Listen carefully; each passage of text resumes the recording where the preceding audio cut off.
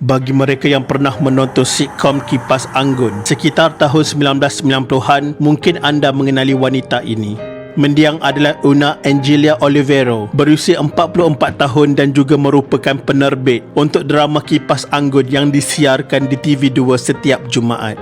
Beliau merupakan rakyat Singapura yang dipercayai dibunuh oleh dua orang, iaitu seorang penganggur dan seorang jurusoli artis. Penangkapan suspek dibuat apabila salah seorang daripada mereka mengakui telah membunuh mendiang kepada teman wanitanya. Tanpa melengahkan masa, mari kita mulakan kisah ini.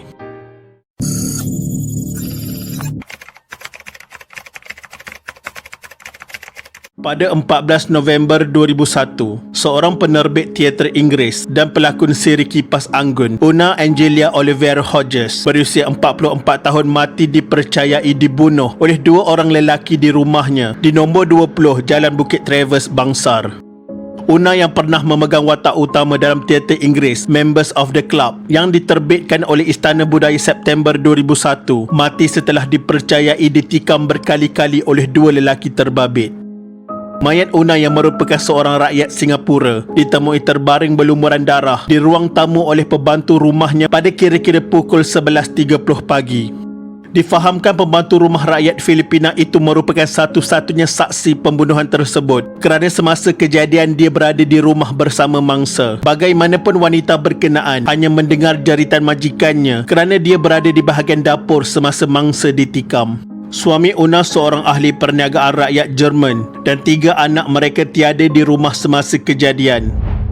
Timbalan Ketua Polis Kuala Lumpur, Datuk Del Akbar Han berkata, polis kini melancarkan gerakan memburu kedua-dua lelaki terbabit yang dipercayai berketurunan Melayu. Beliau berkata berdasarkan maklumat awal yang diperolehi, kedua-dua lelaki terbabit dikenali oleh mangsa kerana mereka dipelawa masuk dengan baik sebelum kejadian. Menurut Del, mangsa juga telah mengarahkan pembantu rumahnya membuat minuman untuk kedua-dua lelaki itu.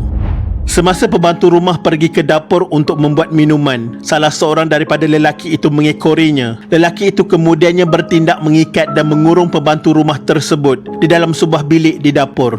Semasa dikurung, pembantu rumah itu ada mendengar suara majikannya menjerit memanggil namanya sekali dan kemudian keadaan menjadi senyap. Setelah dikurung beberapa lama, pembantu rumah terbabit berjaya melepaskan diri dan terus berlari keluar dari bilik. Semasa tiba di ruang tamu, wanita itu mendapati majikannya terbaring tidak bernyawa dengan badan yang berlumuran darah. Pihak polis yang datang melakukan siasatan diberitahu sebuah beg kepunyaan mangsa telah dilarikan oleh kedua-dua lelaki terbabit. Berdasarkan maklumat, kedua-dua lelaki itu telah melarikan diri dengan sebuah kereta berwarna merah bernombor pendaftaran 1005 yang masih belum diketahui jenisnya. Mayat mangsa dihantar ke Hospital Kuala Lumpur HKL pada kira-kira pukul 2.50 petang untuk dibedah siasat. Sementara itu, pembantu rumah terbabit dibawa ke Ibu Pejabat Polis Kontijen Kuala Lumpur bagi membantu siasatan polis untuk mengetahui motif sebenar pembunuhan tersebut. Setelah melakukan penyiasatan, pihak polis akhirnya berjaya menahan dua lelaki yang dikenali sebagai Muhammad Fazli Ismail, seorang penganggur, dan Isma Faizul Zainul Nur, seorang jurusoli artis. Semasa prosiding di mahkamah, salah seorang saksi pendakwaan ke-9 adalah pembantu rumah mangsa yang merupakan satu-satunya saksi pembunuhan ini. Mengikut ceritanya, pembantu rumah mangsa dikenali sebagai Florencia Estapon nampak dua orang lelaki berada di luar pintu pagar rumah tersebut pada pagi itu.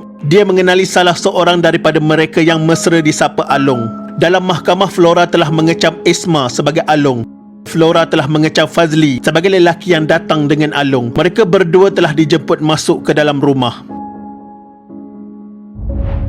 Selepas itu, Flora telah mengejutkan Una yang pada ketika itu sedang tidur di tingkat 1 rumah tersebut dan memberitahunya bahawa dua lelaki telah datang ke rumah. Una turun ke tingkat bawah dan menyuruh Flora menyediakan minuman untuk dua lelaki itu. Kemudian Flora pergi ke dapur, menyediakan minuman dan membawanya ke meja makan di mana Isma dan Fazli berada. Selepas itu, Una naik ke tingkat atas untuk menukar pakaiannya.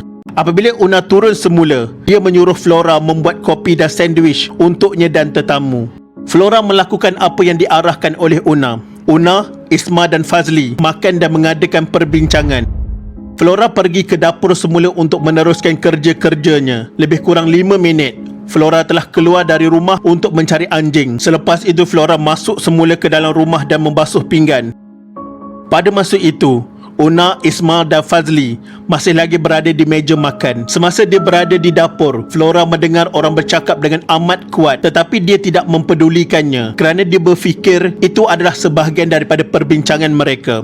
Tidak berapa lama suasana hening seketika. Flora mendengar Una memanggil namanya. Apabila Flora berjalan melepasi pintu masuk ke ruang makan, dia nampak Una, Ismail dan Fazli sedang berdiri. Mereka tidak berkata apa-apa. Flora nampak Ismail mengacukan pistol ke kepala Una. Kemudian Fazli mencekik leher Flora dan menolaknya ke belakang menuju ke dapur dan menyuruh dia duduk. Selepas itu, Fazli mengambil sebilah pisau dari dapur dan mengacukannya ke leher Flora. Fazli menyuruhnya diam. Kemudian Ismail memanggil Fazli pergi ke ruang makan. Fazli membawa bersama-sama pisau yang diacukannya kepada Flora tadi. Selepas Fazli pergi, Flora yang ditinggalkan berseorangan di dapur keluar dari dapur rumah tersebut dan berlari pergi ke rumah Yap Ching Pek yang terletak bertentangan dengan rumah tersebut. Semasa berlari menuju ke rumah Mr. Yap, Flora mendengar Una menjerit, "Why do you do this?" Flora ketakutan dan terus lari ke rumah Mr. Yap untuk meminta pertolongan. Flora nampak sebuah kereta berwarna merah di luar rumah tersebut. Dia masih ingat nombor kereta itu ialah 1005. Pada 2 Julai 2009, kedua-dua tertuduh diperintahkan membela diri oleh Mahkamah Tinggi atas pertuduhan pembunuhan ini. Hakim Datuk Muhammad Apandi Ali berkata pihak pendakwaan berjaya membuktikan kes prima facie terhadap mereka berdua.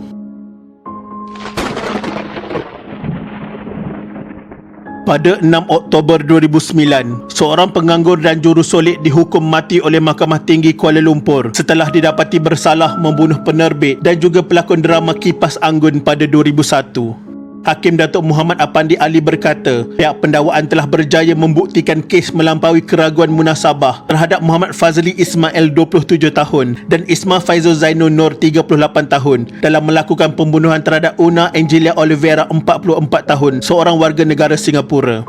Muhammad Apandi berkata kedua-dua tertuduh, Muhammad Fazli dan Ismail Faizul, akan digantung sampai mati seperti diperuntukkan di bawah Seksyen 277 Kanun Acara Jenayah. Muhammad Fazli dan Ismail Faizul didakwa melakukan pembunuhan itu di banglo milik mangsa di nombor 20 Jalan Bukit Traverse, Brickfields, kira-kira 11.15 pagi pada 14 November 2001. Muhammad Apandi dalam penghakimannya berkata pembelaan kedua-dua tertuduh lebih merupakan penafian semata-mata di mana mereka mengaku berada di rumah tersebut pada hari kejadian hanya untuk memberikan kad jemputan perkahwinan. Beliau berkata setelah meneliti dan membuat penilaian, mahkamah telah mengambil kira keterangan daripada pengakuan kedua-dua tertuduh sendiri dalam melakukan perbuatan itu. Muhammad Apandi berkata keterangan saksi Siti Sarah Ismail mengatakan bahawa Ismail Faizul yang merupakan kekasihnya telah mengaku membunuh Una Angelia beberapa jam selepas kejadian. Sementara itu, Muhammad Fazli yang juga adik kepada Siti Sarah telah membuat pengakuan serupa kepada rakannya Zaini Rodwan. Tidak ada secebis keterangan untuk membolehkan mahkamah ini untuk tidak mempercayai keterangan kedua-dua saksi ini dan lebih-lebih lagi Ismail Faizul mengenali mangsa. Muhammad Apandi menjelaskan bahawa selain pengakuan tertuduh, mahkamah juga bergantung kepada fakta bahawa kedua-dua tertuduh memang berada di tempat kejadian dan pisau yang digunakan untuk menikam telah diambil daripada rumah mangsa. Selain itu, mahkamah juga mengambil kira elemen niat bersama di mana tertuduh pertama Muhammad Fazli telah meminjam pistol 2 minggu sebelum kejadian yang membuktikan wujud perancangan awal dan kedua-dua mereka telah bersama-sama pergi ke rumah mangsa dengan menaiki kereta. Keterangan saksi Floriansa Estapon, pembantu rumah warga Filipina, bahawa kedua-dua tertuduh menggunakan kekerasan bersenjatakan pisau dan pistol mengukuhkan lagi kes pendakwaan. Timbalan Pendakwa Raya Afzai Nizam Abdul Aziz memberitahu mahkamah bahawa Ismail Faizul pernah dipenjara selama 15 bulan pada 1995 di atas kesalahan memiliki bahan terlarang. Sepanjang perbicaraan, Timbalan Pendakwa Raya telah mengemukakan 20 saksi pendakwaan, manakala Peguam Amir Hamzah Arsyad yang mewakili Ismail Faizul dan Muhammad Fazli yang diwakili Peguam Zamri Ibrahim mengemukakan 4 saksi termasuk tertuduh. Mengikut fakta kes, Una Angelia telah ditikam 12 kali, 6 daripada tikaman tersebut di bahagian dada dan paru-paru. Pada 20 Julai 2010, Mahkamah Rayuan mengekalkan sabitan dan hukuman gantung terhadap mereka berdua kerana membunuh Una Angela Olivero 9 tahun lalu. Muhammad Fazli Ismail 28 tahun dan Isma Faizul Zainun Nur 39 tahun kekal menjalani hukuman itu setelah rayuan mereka ditolak secara sebulat suara. Panel 3 hakim diketuai oleh Hakim Datuk Hassan Lah yang bersidang bersama Hakim Datuk Ahmad Ma'aruf dan Hakim Datuk Sulaiman Daud, dengan itu mengekalkan keputusan Mahkamah Tinggi pada 6 Oktober 2009. Hakim Hassan ketika membacakan keputusan menyatakan setelah meneliti bukti keterangan kes, panel itu tiada sebab untuk mengganggu keputusan Hakim Datuk Apandi Ali yang mensabitkan mereka atas tuduhan tersebut. Sebelum itu, Peguam Amir Hamzah Arsyad yang mewakili Isma Faizul berhujah hakim berkenaan tersilap menerima pengakuan perayu sedangkan keterangan Siti Sarah boleh dipertikai. Sementara itu, Peguam Sarikan Pillai yang mewakili Muhammad Faizal berhujah kes pendakwaan tidak kukuh berikutan wujud keterangan berhubung kehadiran pihak ketiga seperti yang dibuktikan melalui ujian DNA yang dijalankan pada sampel mangsa. Bagaimanapun Timbalan Pendakwa Raya Murtazadi Amran berhujah keputusan terhadap ujian DNA itu hanya merupakan keterangan sokongan, sedangkan fakta kes jelas menunjukkan kedua-duanya merupakan individu terakhir yang dilihat bersama mangsa. Untuk pengetahuan anda, tiada keterangan motif pembunuhan dinyatakan semasa sidang mahkamah. Jadi begitulah kesudahan cerita ini. Semoga kejadian seperti ini dijadikan pengajaran kepada kita semua. Ingatlah, menamatkan riwayat hidup seseorang bukan jalan pengakhiran yang terbaik. Sekian, terima kasih.